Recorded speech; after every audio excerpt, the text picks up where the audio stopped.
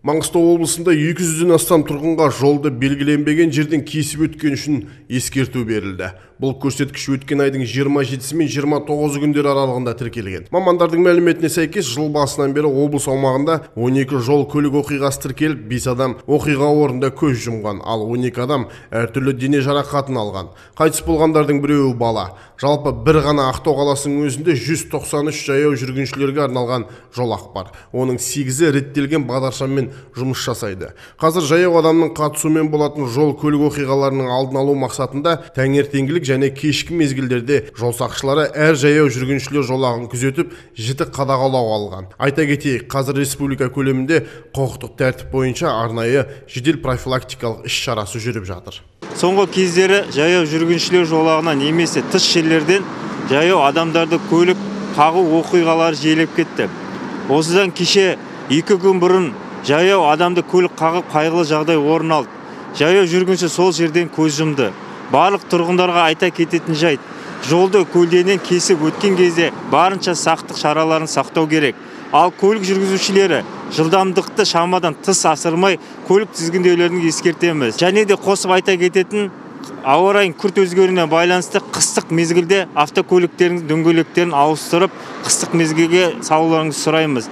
Бұған байланысты Қазақстан Республикасының әкімшілік құқық бұзу туралы кодексінің 590 бабынша жауапкершілікке тартылатыныңызды ескертеміз.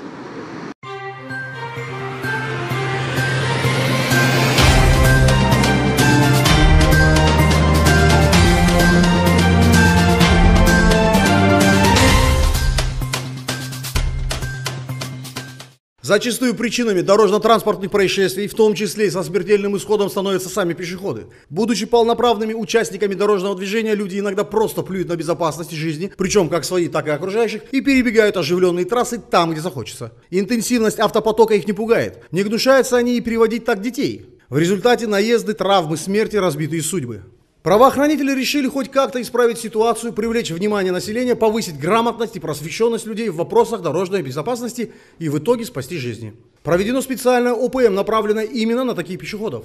В итоге в январе за 2 дня по области более 200 человек привлечены к ответственности за нарушение правил пересечения автодороги и создание аварийных ситуаций. Стоит отметить, только с начала года уже произошло 12 ДТП, 5 человек в них погибли, еще дюжина получили различные травмы. Соңғы кездері жаяу жүргіншілер жолағына немесе тыс жерлерден. Наша цель – донести до населения важность соблюдения правил перехода через автодорогу. Необходимо делать строго в специальных местах при сигнале светофора и строго по зебре. Водители в этих местах сбрасывают скорость и останавливаются. Даже если не произойдет наезда, пешеход все равно будет привлечен к ответственности за создание аварийной ситуации и переход в неположенном месте.